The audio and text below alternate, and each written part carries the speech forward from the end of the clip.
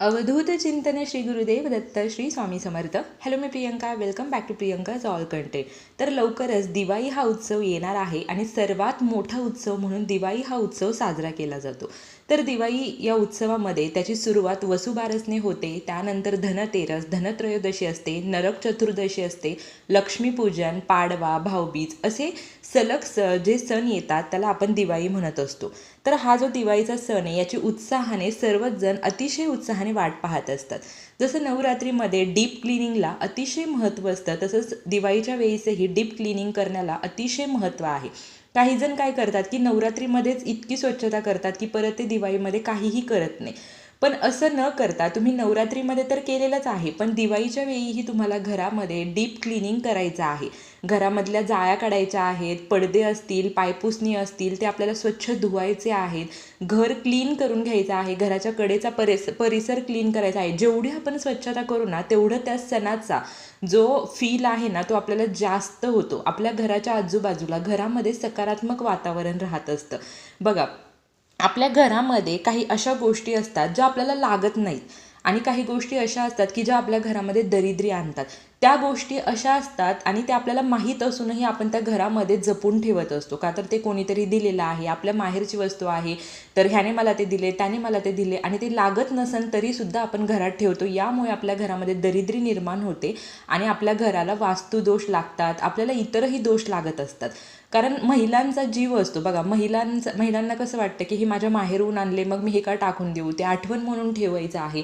पण काय होतं की या छोट्या छोट्या गोष्टी असतात आणि याच गोष्टींमुळे आपल्याला दोष लागत असतो. तर दिवाळी येण्याआधी अशा ज्या काही गोष्टी आहेत मी तुम्हाला आजच्या या व्हिडिओमध्ये सांगणार आहे.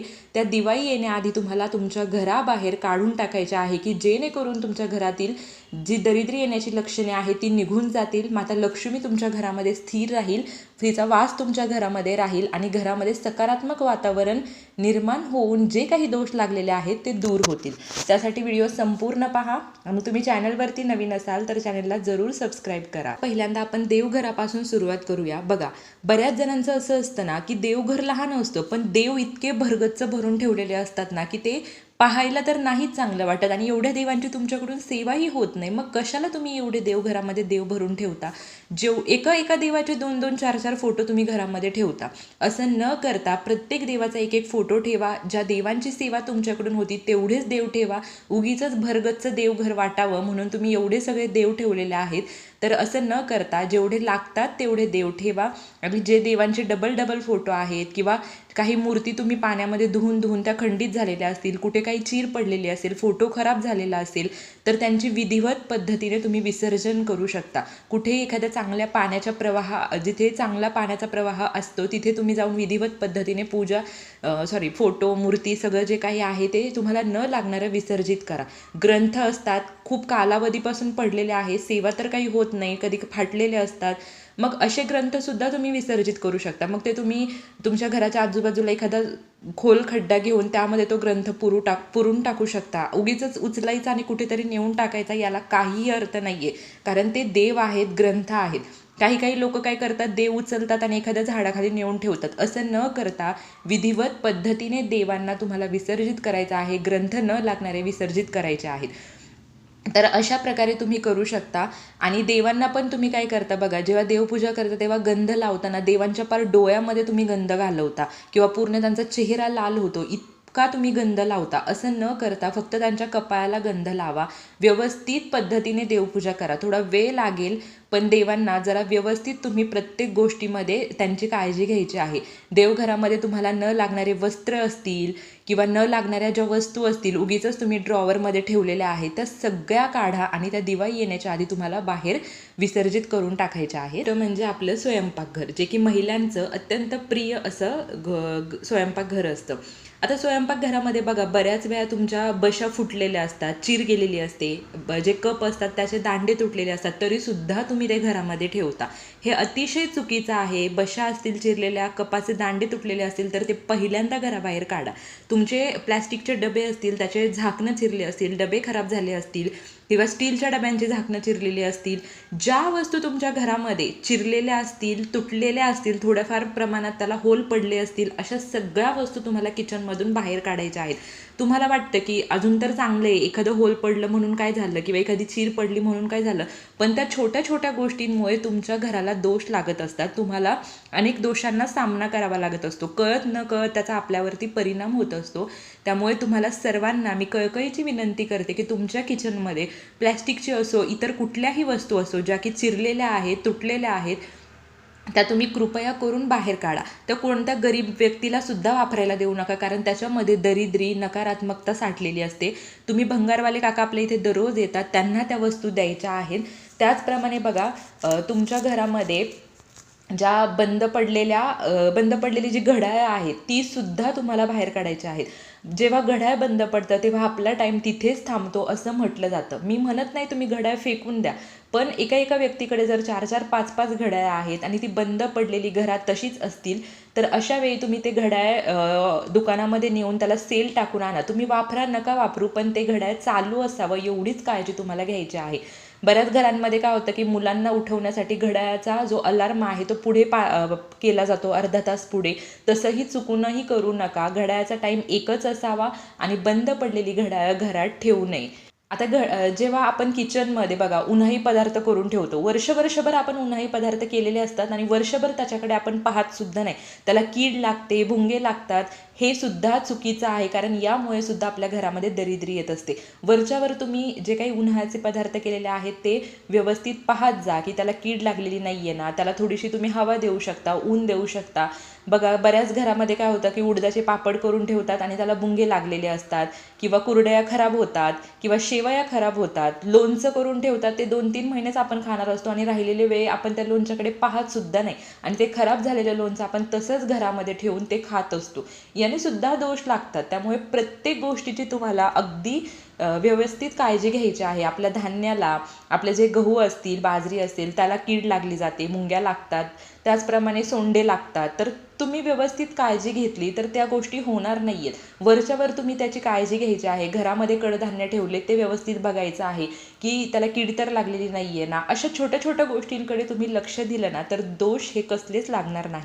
तुमच्या घरामध्ये काय होतं की कुलूप असतं तर त्याला चावी नसते, चावी असते तर त्याला कुलूप नसतं. अशा गोष्टीसुद्धा घरामध्ये ठेवणं चुकीचं आहे. जर समजा कुलूप आहे, चावी हरवली आहे, तर चावी बनवून आणा, पण तशाच वस्तू ठेवू नका, कारण कुलपाशिवाय चावी अपूर्ण आहे.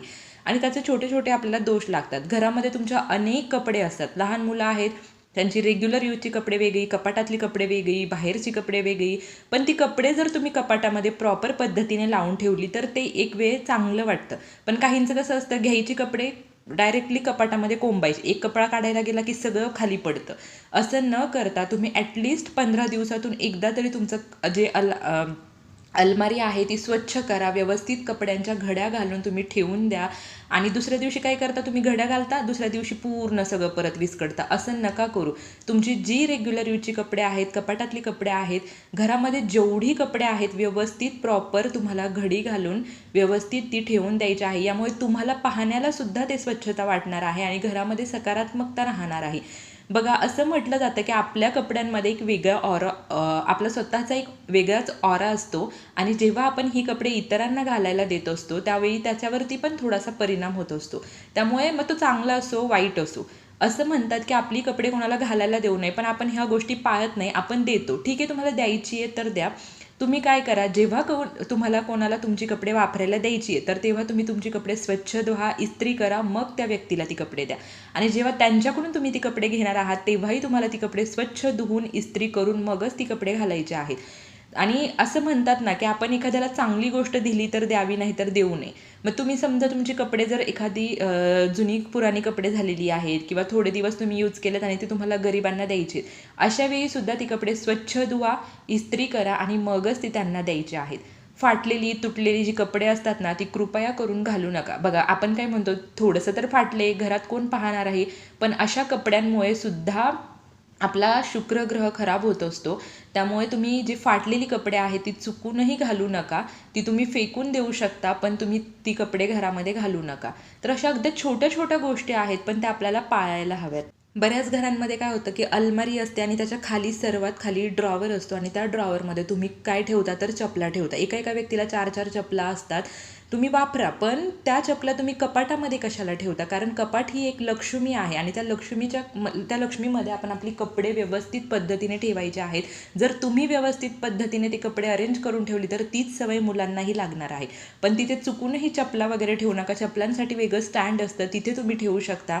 आणि ज्या चपला तुम्ही वापरताय त्या ठीक आहे, पण ज्या चपला तुम्हाला येत नाही आहेत, तुटलेल्या आहेत, लहानपणीची आठवण म्हणून ठेवलेल्या आहेत, त्या सगळ्या तुम्हाला बाहेर काढून फेकून द्यायच्या आहेत. दुसरी गोष्ट म्हणजे इलेक्ट्रिकल वस्तू. तुमच्या घरामध्ये जेवढ्या इलेक्ट्रिकल वस्तू आहेत, मी म्हणत नाही की त्या फेकून द्या, पण ज्या इलेक्ट्रिकल वस्तू बंद पडलेल्या आहेत त्याच्यामुळे तुम्हाला राहू दोष लागत असतो. त्यामुळे ज्या कोणत्या इलेक्ट्रिकल वस्तू तुमच्या घरामध्ये बंद पडलेल्या आहेत त्या दुरुस्त करून आणू शकता. मिक्सर असेल, तुमच्या घरामधील फ्रीज असेल, मायक्रोवेव्ह असेल, स्ट्रेटनिंग मशीन असेल, ड्रायर असेल, ट्रिमर असेल, किंवा मग कुठलीही इलेक्ट्रिकल एखादी वस्तू तुमच्या घरामध्ये आहे की जी बंद पडली आहे तर ती दुरुस्त करून आणा तशा वस्तू. कारण इलेक्ट्रिकल वस्तू जर खराब असतील तर राहू दोष लागतो. त्यामुळे राहू तुमचा खराब होऊ नये यासाठी सर्व इलेक्ट्रिकल वस्तू दिवाळी येण्याच्या आधी तुम्हाला व्यवस्थित करून घरामध्ये आणायच्या आहेत. दुसरी गोष्ट बघा, आपण ज्या महिला असतो त्यांच्या साड्या झाल्या, ड्रेस झाल्या, वर्षभर कपाटामध्ये पडतात. आपण त्या काही सगळ्या डेली यूज वापरत नाही. मग त्याचा पण काय होतं की सतत ठेवून ठेवून कुबट वास येतो आणि कपाट हे एक लक्ष्मीचं रूप आहे. त्यामुळे ह्या साड्यासुद्धा तुम्ही थोड्या उन्हात काढा, उन्हात वाळू घाला, वाळून परत ठेवू शकता किंवा तुम्हाला धुवायच्या असतील तर तुम्ही धुवून ठेवा. पण कसं असतं ना, थोडंसं तरी ऊन देण्याची गरज आहे, म्हणजे जेणेकरून त्याचा वास येणार नाही. अशा छोट्या छोट्या गोष्टी आपल्याला पाळायच्या आहेत. त्या दरवाजाला किंवा ज्या दरवाजांना तुम्ही तोरण लावले ते तुटलेलं असेल आणि तसंच तुम्ही वर्षभर वापरत असाल, खराब झालेलं असेल, कलर गेलेलं असेल तर ते तोरणसुद्धा तुम्हाला काढून नवीन आणायचं आहे. दुसरी गोष्ट म्हणजे तुम्ही घरामध्ये जे कचऱ्यासाठी डस्टबिन वापरता ती वर्षातून एकदा म्हणजे दिवाळीच्या आधी तुम्हाला ती बदलायची आहे. ज्यांची परिस्थिती चांगली आहे त्यांनी नक्कीच बदला, कारण ह्या छोट्या छोट्या गोष्टी असतात त्या इम्पॅक्ट करत असतात आपल्या आयुष्यावरती. त्याचे दोष लागू नये यासाठी भले तुमची कचऱ्याची बादली कितीही नवीन असू द्या, पण जी जुनी झालेली आहे ती तुम्ही घंटागाडीमध्ये टाकून देऊ शकता किंवा भंगारामध्ये देऊ शकता. त्याचप्रमाणे जे टॉयलेट बाथरूम आहे त्याच्यामध्ये सर्वात जास्त नकारात्मकता असते. टॉयलेट बाथरूममध्ये ज्या काही तुम्ही बकेट वापरता, छोट्या छोट्या बादल्या वापरतात, त्यासुद्धा तुम्हाला ॲटलिस्ट दिवाळीच्या आधी एकदा बदलायच्या आहे. तुमच्या परिस्थितीनुसार तुम्ही बदलू शकता. आता बादली घ्यायची म्हटली की छोटी बादली घ्यायला तुम्हाला 50 रुपये लागणार आहेत आणि डस्टबिन घ्यायला तुम्हाला 200 रुपये ॲटलिस्ट लागतील आणि एवढे पैसे तर तुम्ही एक साडी घ्यायला तर किती पैसे खर्च करता. मग अशावेळी तुम्ही या छोट्या छोट्या गोष्टी जर घरासाठी केल्या तर त्याचा तुमच्याच आयुष्यावरती चांगला सकारात्मक परिणाम होणार आहे. टॉयलेट बाथरूममध्ये वापरले जाणारे ब्रश असतील, मग असतील, बादली असतील, अशा सगळ्या गोष्टी तुम्ही दिवाळीच्या आधी काढून टाका, नवीन घेऊन या आणि ह्या कुणाला देऊ नका. कारण याच्यात भरपूर प्रमाणात निगेटिव्हिटी असते. हे तुम्ही डायरेक्टली भंगारामध्ये देऊन टाका किंवा घंटागाडीमध्ये देऊन टाका. अशा प्रकारे तुम्हाला या गोष्टी करायच्या आहेत. त्याप्रमाणेच तुमच्या घरामध्ये वापरल्या जाणाऱ्या केरसुनी, झाडू, सुपली या गोष्टीसुद्धा वर्षातून एकदा नक्की बदला. जर तुमची परिस्थिती नसेल तर स्वच्छ करून तुम्ही ते वापरू शकता. काही काही घरामध्ये बकेटसुद्धा स्वच्छ केला जात नाही, पार त्याला किडे लागतात. इतकं वाईट, म्हणजे एवढंसुद्धा दुर्लक्ष तुम्ही घरामध्ये करू नका. आणि हे सगळ्या ज्या वस्तू आहेत त्या तुम्ही काढा, पण कोणाला देऊ नका.